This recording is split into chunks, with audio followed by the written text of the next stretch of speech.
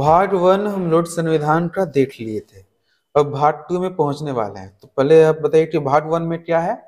संघ एवं उसके राज्य क्षेत्र, इसका मतलब जमीन का व्यवस्था किया गया है। भाग टू में जैसा कि कल बताया गया था, उसमें नागरिकता के बारे में है कि कौन कौन कौन मतलब कौन लोग जो है इस देश के नागरिक होंगे, उनका परिभाषा क्या होगा, वो सारी चीजें। तो जैसा कि यहाँ पे उल्लेखित है, देखा जाए पहले भाग टू लिखा गया है नागरिकता। और ये नागरिकता टर्म कहाँ से है? नागरिक के टर्म से। और ये नागरिक होता कौन है? तो किसी देश के द्वारा दिया गया एक विशेष जो है, विशेष लोग, मतलब एक देश के सदस्य होते हैं ये नागरिक। ठीक। नागरिकता का प्रावधान भाग टू में है, सीधे तौर पे सवाल पूछता है। और नागरिकता का प्रावधान किस कहां से कहां तक के अनुच्छेद में है? तो अनुच्छेद नंबर 5 से 11 तक में है। ठीक। भाग वन वाला 1 से 4 तक था और भाग टू वाला 5 से 11 तक है। इसको भी ढंग से याद रखना है, नो प्रॉब्लम। अब यहाँ पर किसी देश में अगर व्यक्ति दिखाई दे रहा है तो वो व्यक्ति कितने तरह का हो सकता है? तो वो यहाँ पे उल्लेखित है। हो सकता है वो उस देश का नागरिक हो, या फिर वो अन्य देशीय व्यक्ति हो और यहाँ पे घूमने के लिए आया हो, विदेशी जिसे बोलते हैं। या हो सकता है कि ऐसा इंसान हो जो जिसे जो है किसी भी देश की नागरिकता प्राप्त नहीं हो, मतलब प्रूफ नहीं हो रहा है कि तुम कहाँ के हो। ठीक है, उसके पास जो आधार कार्ड नहीं है, तो वो राज्य विहीन व्यक्ति कहलाएगा। वो यहाँ पर जमीन नहीं ले सकता, वो यहाँ पर सिम कार्ड नहीं ले सकता, राज्य विहीन व्यक्ति। हो सकता है कि वो कहीं पे युद्ध चल रहा है, वहां पे लड़ता है, बम पटके जा रहे हैं, तो हो सकता है कि वहां से बाउंड्री फांद कर किसी और देश में चला गया हो और वहां पे शरणार्थी के रूप में हो। किसी देश में घूमने के लिए जाना और किसी देश में भाग के जाना, दोनों में अंतर होता है। तो किसी देश में अगर कोई व्यक्ति नजर आ रहा है तो वो इतने 4 टाइप के हो सकता है। आप इस देश के क्या है? इन चारों में से नागरिक है। आपके पास आधार कार्ड है? हाँ है तो आप इस देश के नागरिक है। और यहाँ के नागरिकों को विशेष अधिकार भी दिया गया है, जो हम लोग जो है मौलिक अधिकार में पढ़ने वाले हैं भाग नंबर 3 में। ठीक। इसी वाला में और क्या क्या प्रावधान दिया गया है, आइए बात कर लेते हैं इसमें। जैसे नागरिक कौन होते हैं? तो किसी देश के पूर्ण सदस्य होते हैं। एक नागरिक के लिए जो जो नियम कानून बनाया जाता है ना, वो सब के सब इस नागरिक पे लागू होता है। और भारतीय नागरिकता अधिनियम जो है 1955 में लाया गया था, इसे भी आप ध्यान रखोगे। हमारा देश जो है जब आजाद हो गया था, आजादी के पश्चात जो है संविधान लागू हुआ था 26 जनवरी 1950 को। ठीक है, तो उस समय जो है ये बताया गया था कि इस देश के नागरिक कौन लोग होंगे, कौन लोग होंगे। उसके बाद जो है 1955 में अधिनियम लाया गया और ये कहा गया कि यहाँ पे नागरिकता का जो प्रावधान होना चाहिए वो किस फॉर्मेट में होना चाहिए। अगर बाहर का कोई व्यक्ति अगर नागरिकता यहाँ का लेना चाहे, यहाँ पे रहना चाहे, तो कौन कौन से प्रावधान होंगे और नागरिकता कौन देगा। ठीक है, अगर मान लीजिए देश के अंदर ही कुछ ऐसे लोग हैं जो लगातार देश को फोड़ने की बात करें, तो उनकी नागरिकता जो है कैसे छीनी जाएगी, उन सबका प्रावधान जो है इस वाला में लिखा गया है। 1955 में बड़ा बदलाव इसमें किया गया था। उससे पहले लिखा गया था कि इस देश में कौन लोग नागरिक हैं। ठीक है, तो उसी समय जो है भारत और पाकिस्तान जो है 2 देश बना था। तो जो लोग पाकिस्तान से उधर से आ गए थे 26 जनवरी 1950 के पश्चात, जो लोग इधर में आ गए थे, वो सब के सब भारत के नागरिक होंगे। ठीक है, फिर बाद में जो है इस वाले में सेक्शन में और भी बहुत बड़े बड़े प्रावधान किए गए थे। क्या क्या यहाँ पर नोट में यू देखा जाए तो, यदि कोई भारत का नागरिक है या नागरिकता कोई और व्यक्ति जो है ग्रहण करता है, जैसे मान लीजिए अमेरिका का कोई व्यक्ति था, उसे भारत जो है बहुत पसंद आ रहा है और यहीं पर रहना चाहता है, तो भारत सरकार के पास जो है अर्जी डालेगा और वहां से नागरिकता प्राप्त करेगा। तो पहले से अगर कोई नागरिक है या किसी ने नागरिकता ग्रहण की है, तो उसे शेष व्यक्तियों की तुलना में, मतलब विदेशियों की तुलना में विशेषाधिकार प्राप्त होगा। कौन से अधिकार विशेष होंगे उसके पास? तो उनके पास जो है मतदान करने का अधिकार होगा। आप नागरिक हो, क्या आप वोटिंग कर सकते हो? वोटिंग किए हो कभी? अभी नहीं, मतलब वोटर कार्ड अभी नहीं बना होगा, बनेगा फ्यूचर में। तो मतदान कर सकता है। जो सरकार के द्वारा नियोजन लाया जाता है, प्लानिंग लाया जाता है, वो उसका भी वो हिस्सा होता है। सरकार के द्वारा जो वैकेंसी निकाली जाती है उसमें भी वो आसानी से फॉर्म भर सकता है ना। वो अभिव्यक्ति की भी स्वतंत्रता उसे दिया गया है, मतलब आप आसानी से सभा का आयोजन कर सकते हैं, संगठन बना सकते हैं, कुछ भी बोल सकते हैं, चाहे सोशल मीडिया पे या फिर कहीं भी, ऐसा ऐसा। उसके बाद जो संवैधानिक जो पद है, पीएम, सीएम, राष्ट्रपति, ये भारत के नागरिक ही बन सकता है। क्योंकि पाकिस्तान में यहाँ का राष्ट्रपति कभी भी नहीं बनने वाला। ठीक है, तो ये प्रावधान दिया गया किनके लिए? तो भारत के नागरिकों के लिए। तो नागरिक होना आम बात नहीं है, बल्कि उनके पास विशेष अधिकार होते हैं। अब नागरिकता जो है कितने प्रकार के होते हैं? तो नागरिकता दो प्रकार का होता है, एक है एकल नागरिकता और दूसरा है दोहरी नागरिकता। एकल नागरिकता का मतलब ये हुआ कि अगर मान लीजिए हमारा देश है, तो इस देश में कई सारे राज्य भी हैं क्या? इस देश में कई सारे राज्य भी हैं, तो उन राज्यों का अपना जो है नागरिकता का प्रावधान उसमें नहीं रहेगा, बल्कि केवल देश नहीं रहेगा। जैसे मान लो यहाँ पे ये हमारा देश भारत है और यहाँ पे ये बिहार है, तो भारत के आप नागरिक होंगे, आप बिहार के नागरिक नहीं होंगे, बल्कि बिहार के निवासी होंगे। ठीक है, इस भारत का संविधान अलग और इस राज्य का संविधान अलग, ये ऐसा नहीं है, एक ही है। ठीक है सर। और यूएसए की बात किया जाए, यूएसए अमेरिका का, तो यूएसए वाला सेक्टर में जो है 50 तो राज्य है, इसमें यूएसए का अपना संविधान है और उसके जो राज्य है उसका भी अपना संविधान है। तो वहां का एक व्यक्ति जो है यूएसए का भी नागरिक है और अपने राज्य का भी नागरिक है, तो उसको नागरिकता डबल प्राप्त है। ठीक है सर। तो एक तो ये सेंस हो गया। और हमारा देश जो है कैसा, किस बेस पे है? एकल नागरिकता पे है, सिंगल सिटीजनशिप, इस वाले पे है। वही बात करें दोहरी नागरिकता के बारे में, तो एक से अधिक देश के नागरिक होना है। कोई जो है एक देश से अधिक देश के नागरिक है। ठीक है, इसमें भी दो वैरायटी होता है, एक तो राज्य वाला, जैसे यूएसए वाला आपने देखा, यूएसए इस देश का भी नागरिक और अपने राज्य का भी नागरिक। एक तो ये वाला हो गया डबल वाला। ठीक है, एक और भी होता है जिसमें इस देश का तो है, ये है, अगला इस वाले देश का भी वो नागरिक है, मतलब इस देश से इस देश में जाने के लिए वीजा की आवश्यकता नहीं पड़ेगी, उसका भी वो अपना ही देश है। ठीक है, और भारत क्या बोलता है, अगर कोई भारत की नागरिकता ले चुका है तो वो किसी और देश का नागरिक नहीं रह पाएगा, ऐसा सिस्टम है। क्लियर? तो इस वाले मामले में अब हमारे पास क्या हो सकता है, जैसे एक से अधिक देश वाला तो आपने देख लिया, इसमें एग्जांपल की बात करें तो जैसे यूएसए लिखा हुआ है, ऑस्ट्रेलिया लिखा हुआ है, कनाडा है और साथ ही साथ इंग्लैंड भी है। ठीक है सर। तो ये लोग जो है अपने देश के साथ साथ किसी और देश के नागरिकों को भी नागरिक बना लेते हैं लोग, मतलब डबल नागरिकता, वहां का भी रहो और यहाँ का भी रहो। ठीक है, तो ये क्लियर है। हमारा भारत किस वाला सेक्शन में है? तो एकल वाला में। फाइनल। अब अनुच्छेद जैसे इस वाला में दिखाया गया कि अनुच्छेद नंबर ये 5 से 11 तक है, तो 5, 6, 7 इस सब वाला में जो है ये परिभाषा दिया हुआ, ऐसा दिया, ये दिया हुआ। तो इसमें जो काम की चीज है वो है अनुच्छेद नंबर 9, 10, 11। तो 9 वाला में हमारे पास क्या दिया हुआ, बोल रहा है क्या, यदि कोई भी इंसान भारत की नागरिकता ग्रहण करता है तो किसी और देश की नागरिकता उसे नहीं मिल पाएगी।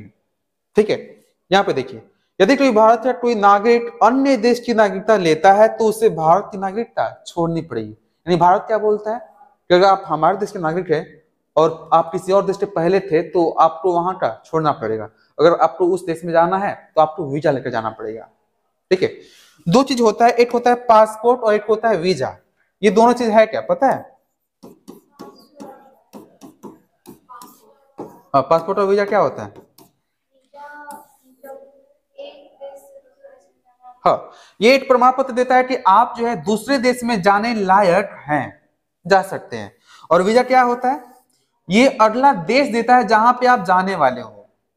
तो वो क्या बोलता है कि हाँ आप जो है 6 महीने के लिए या फिर 10 दिन के लिए आप हमारे देश में आ सकते हो। तो वीजा जो है इधर से लेना पड़ता है और पासपोर्ट अपने देश वाला से मिल दिया जाता है। नहीं, पासपोर्ट तो बस एक प्रमाण पत्र है कि हाँ आप जो है विदेश में जा सकते हो। विदेश में कहाँ जाना है तो उस देश वाले से जो है वीजा आपको लेना पड़ेगा। हाँ, हाई तो जरूरी है। ये जैसे लोग जो 18 साल के बाद होते हैं ना और उन्हें लगता है कि विदेश में हमें जाना है तो पहले से पासपोर्ट जो है बनवा कर रखा जाता है। उसके बाद ये वीजा कब बनता है? जब जाना होता है तब। ठीक है, तो वहां पे सैंक्शन होता है कि हाँ कितने दिन के लिए हम जा रहे हैं, कब वहां से लौटना है, किस क्या उद्देश्य है हमारा। ठीक है, ऐसा तो कोई पढ़ाई के लिए, कोई सीखने के लिए, ऐसा लोग जो है बाहर जाते हैं, कोई घूमने के लिए भी जाता है तो वहां भी वीजा की आवश्यकता पड़ती है। ठीक है ऐसा। तो अनुच्छेद नंबर 9 क्लियर हुआ क्या? 9 नंबर क्या बोल रहा है कि अगर कोई भारत का नागरिक है और किसी और देश की नागरिकता वो ले लेता है तो भारत का नागरिकता छोड़ना पड़ेगा। सानिया मिर्जा का नाम आपने सुना होगा, कौन? हाँ, तो वो उनकी शादी जो है पाकिस्तान में हुई, तो वहां से जो है वो पाकिस्तान वहां पे रही, तो उन्होंने भारत की नागरिकता नहीं छोड़ा। अगर वो भारत की नागरिकता छोड़ देती और पाकिस्तान की ले लेती तो यहाँ पे आने के लिए, अपने देश में आने के लिए उन्हें यहाँ से वीजा लेना पड़ता, यानी इजाजत लेना पड़ता कि हाँ आप हमारे देश में आ सकते हो। तो जानबूझकर अब वो पाकिस्तान में कैसे चल जा रही है, तो उनका पति जो है वहीं पे है, तो वो आसानी से जा सकते हैं, उधर में प्रावधान है। ठीक है सर? हाँ, तो मुझे लगता है कि ये वाला क्लियर है ना, 9 नंबर याद रखना है इसको अच्छे से। उसके बाद 10 नंबर वाला जो क्या बोलना चाह रहा है, नागरिकों के अधिकार का बना रहना। जब तक से ये देश है और देश में संविधान है तो यहाँ के प्रत्येक नागरिकों को अधिकार, जो कुछ भी है, जो कुछ भी नियम कानून योजना वगैरह नीति वगैरह बनाया जा रहा है वो सब उन्हें अवश्य मिलेगा, कभी भी खारिज नहीं होगा। क्लियर है सर? मतलब जो भी अधिकार यहाँ पे मिलना चाहिए एक नागरिक को उसे अवश्य मिलेगा। उसके बाद इसमें 11 नंबर बोला कि नागरिकता से संबंधित विधि बनाने का जो अधिकार है वो संसद के पास है। ठीक, किसको जो है क्या मिलना चाहिए क्या नहीं मिलना चाहिए, क्या पाकिस्तान में जो हिंदू है उनको जो मारा जा रहा है या फिर बांग्लादेश में हिंदू को मारा जा रहा है उनको भारत देश में बुला लेना चाहिए, तो इन सब पे कानून जो है ये कौन बनाएगा? संसद बनाएगा। संसद के पास अधिकार दिया गया है। ठीक है, ओके। तो अनुच्छेद नंबर 11 में है, नो प्रॉब्लम। अब कोई इंसान जो है कैसे इस देश का नागरिक बनता है, तो उसके लिए 5 तरीका है। वो तरीके कौन कौन से हैं? तो एक तो जन्म द्वारा, आपका जन्म जो है यहीं पे हुआ है क्या? भारत में हुआ ना, क्यों नहीं ना? इसका मतलब आप जो है जन्म से यहीं पर है और जन्म से आपको नागरिकता प्राप्त है ना? तो एक तो ये वाला टेक्निक हो गया। भारत, जैसे मान लीजिए माता पिता भारत के थे और उनका कोई बच्चा हुआ है तो वो भी भारत का ही नागरिक होगा। उसके बाद अगला होता है उद्भव के आधार पर, वंश के आधार पर, वंशज के आधार पर, और किसी का मान लीजिए खानदान जो यहीं भारत का ही था तो वो भी भारत की नागरिकता आसानी से ले लेता है, और मान लीजिए कोई कहीं और गया है तो भी।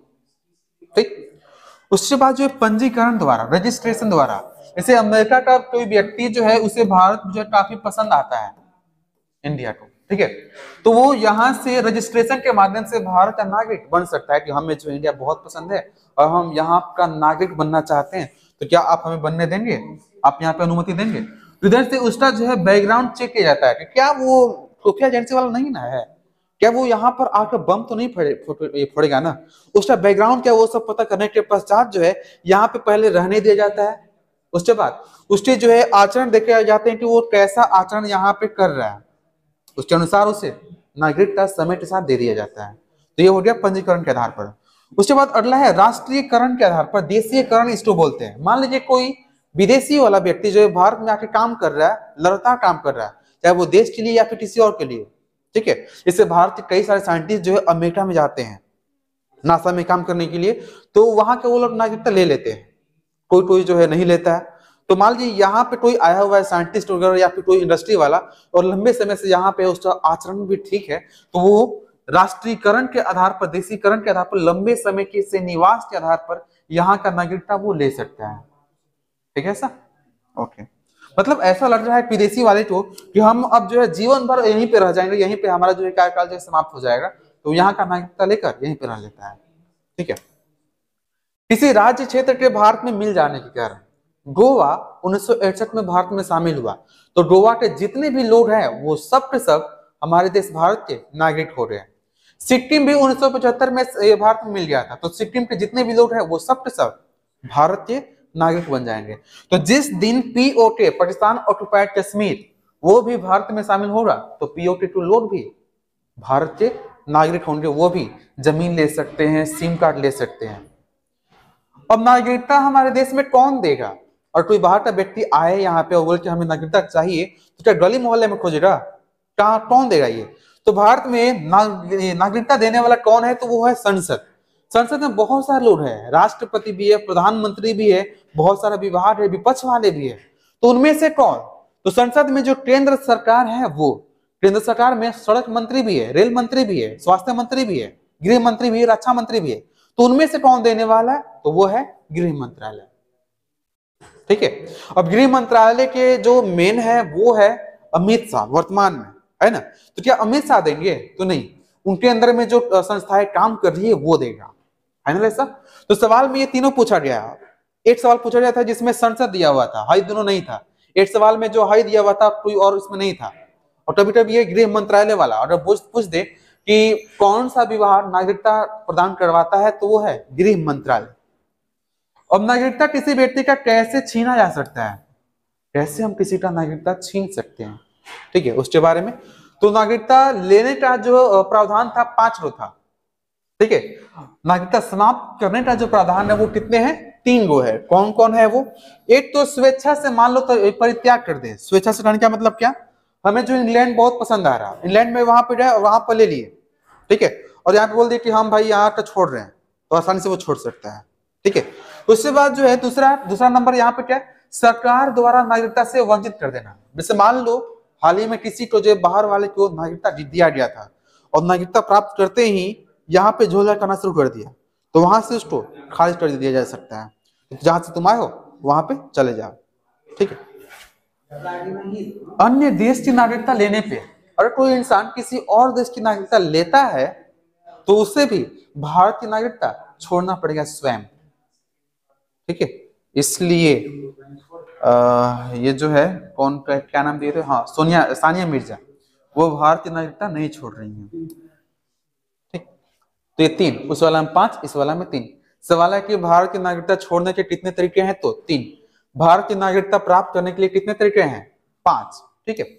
भारतीय मूल के व्यक्ति को, अगर कोई मान लो भारतीय मूल का व्यक्ति है, मतलब यहाँ के माता पिता है, किसी और देश में जाकर बस गए हैं, ठीक है, और वहां पर उनका लड़का हुआ, लड़का चाहता है कि नहीं हम भारत में ही रहना चाहेंगे, तो भारत की नागरिकता ले सकता है, बशर्ते उसके लिए उसे इस देश में 7 साल बिताने पड़ेंगे। 7 साल बिता लेता है, उसके बाद उसे नागरिकता दे दिया जाएगा। ठीक है। अब 7 साल में क्या किया जाएगा? 7 साल में लड़का जो है ऑब्जर्वेशन किया जाएगा कि वो कर क्या रहा है, उसकी मानसिकता क्या है, वो सब चेक किया जाता है। उसके बाद जो है वर्तमान में एनआरआई, यहाँ पे कुछ टर्म लिखा जाए, एनआरआई हो गया, पीआईओ हो गया, ओसीआई हो गया, ये कुछ लोगों को जो है कहा जाता है। जैसे एनआरआई का फुल फॉर्म होता है नॉन रेसिडेंट इंडियन, अनिवासी भारतीय। भारतीय है लेकिन भारत में फिलहाल वो रह नहीं रहा है, कहीं और गया पढ़ने के लिए या फिर काम करने के लिए, तो उसे बोलेंगे एनआरआई। ठीक है। ओके।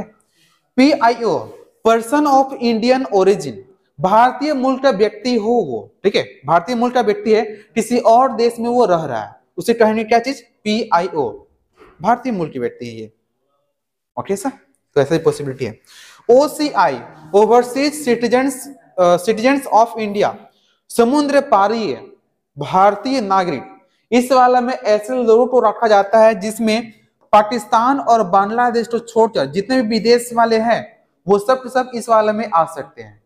पाकिस्तान का कोई व्यक्ति चाहे कि हम रजिस्ट्रेशन के माध्यम से भारतीय नागरिक बन जाए, नहीं बन सकता, कट्टर दुश्मन है हम लोग का। ठीक है। बांग्लादेश वाला भी चाहे कि हम लोग यहाँ पे आ जाए, वो भी नहीं बन सकता। दोनों साथ साथ चल रहा है ना, ये दोनों पाकिस्तानी था ना, ये तो अलर्ट अभी ना इधर अलर्ट हुआ है।